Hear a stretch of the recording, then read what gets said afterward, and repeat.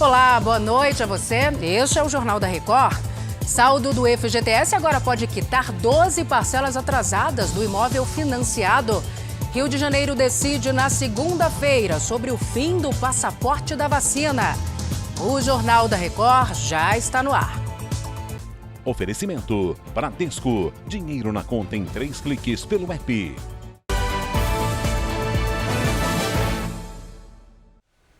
O Supremo vai enviar a condenação do deputado Daniel Silveira à Câmara dos Deputados para que a mesa diretora formalize o que foi definido pelos ministros. Matheus Scavazini, boa noite para você.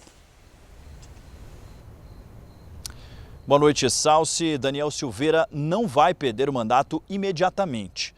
A Constituição determina que, quando um parlamentar tem os direitos políticos suspensos, a perda do mandato precisa ser declarada pelo Congresso. No caso de Silveira, a tendência é que a Câmara não mude o entendimento do STF. O parlamentar foi condenado a 8 anos e 9 meses de prisão por publicar vídeos nas redes sociais com ameaças a ministros e à democracia. A prisão do deputado não vai ser imediata. Ele pode entrar com recurso no próprio Supremo. Salsi. Obrigada, Matheus.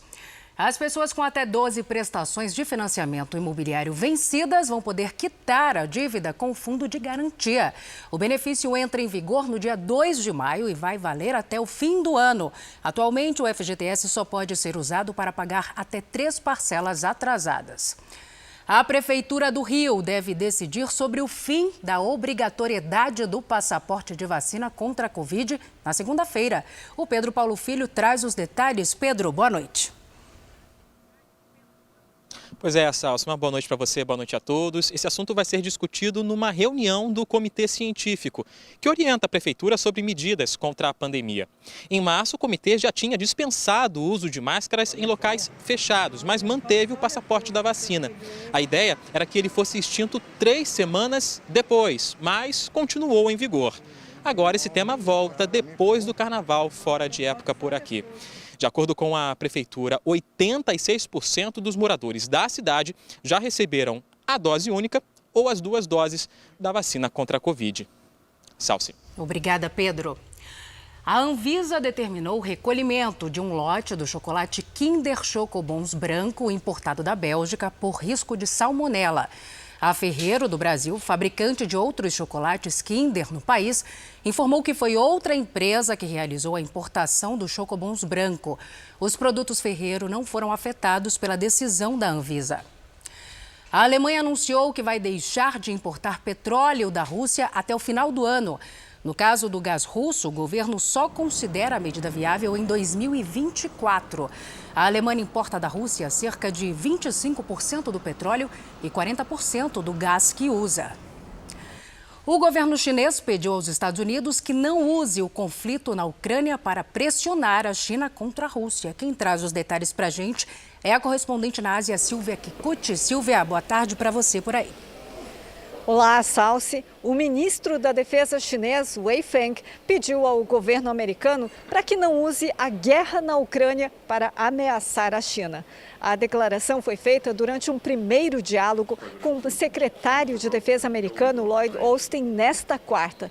Até o momento, a China não condenou a invasão contra a Ucrânia e defendeu a postura russa no conflito. Ainda na conversa, o ministro chinês mostrou preocupação com o envolvimento dos Estados Unidos na situação de Taiwan. Salsi. Obrigada, Silvia, pelas informações.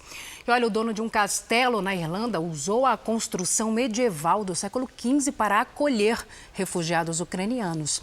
Barry Hogan vive na Espanha e decidiu hospedar 2 famílias que fugiram da guerra. A Irlanda já acolheu mais de 20 mil refugiados do país. E 6 pessoas morreram na queda de um avião em Porto Príncipe, capital do Haiti. A aeronave de pequeno porte caiu numa rua movimentada da cidade, 20 minutos depois de decolar. Antes da queda, o piloto chegou a enviar sinais de que havia problemas com o motor.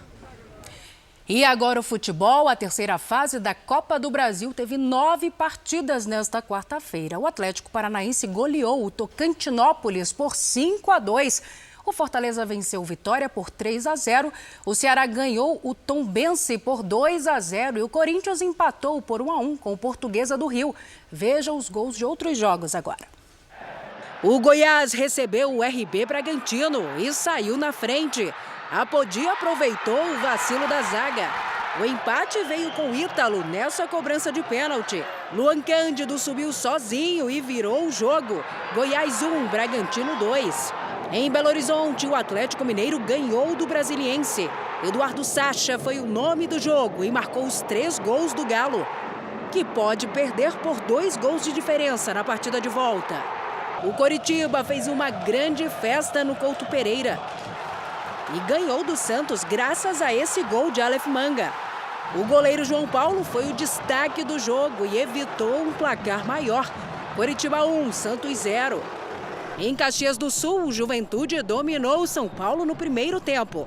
O paraguaio Isidro Pita fez 1-0 e deu ótimo passe para o também paraguaio Oscar Ruiz, que ampliou com esse golaço.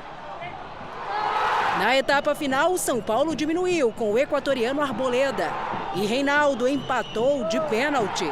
Juventude 2, São Paulo 2. E no Mané Garrincha, o Botafogo venceu bem o Ceilândia. Canu abriu o placar e fez o segundo no começo da etapa final. 1 minuto depois, Lucas Piazon marcou o terceiro. E terminou assim, Ceilândia 0, Botafogo 3. E no Maracanã, Flamengo e Palmeiras empataram sem gols pelo Campeonato Brasileiro. O jogo foi adiantado da 4ª rodada. Este foi o Jornal da Record. Outras informações no Fala Brasil às 8h30 da manhã. Você fica agora com o Fala que eu te escuto. Obrigada pela sua companhia. Uma ótima noite. Cuide-se. Tchau.